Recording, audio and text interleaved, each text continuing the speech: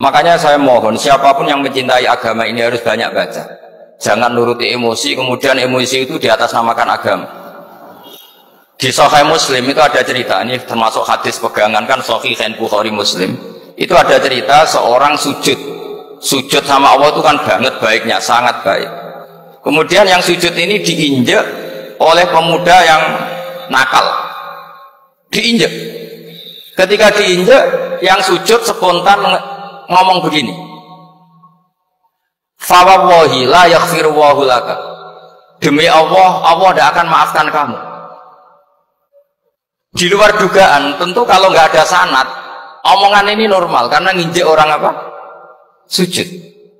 Tapi di luar dugaan, Allah mewahyukan ke Nabi di zaman itu, disuruh bilang sama orang yang sujud itu, Allah ngendikan, manggal ladzi yata'alla alayya alla aghfira li fulan faqad ghafartu lahu wa ahbattu amalah.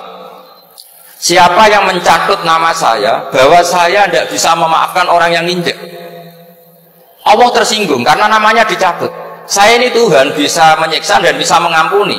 Kenapa sifat saya jadi satu hanya menyiksa? Sifat ampunan saya di mana?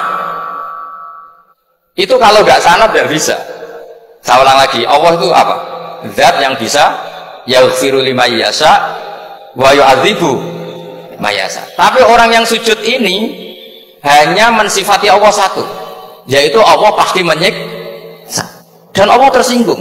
Bagaimana mungkin saya Tuhan hanya berstatus bisa menyiksa, tidak bisa mengampuni? Akhirnya orang ini disalahkan, malah yang sujud tadi bilang ke orang itu, sujudnya saya hapus pahalanya, dan yang nginjek saya hapus dosa.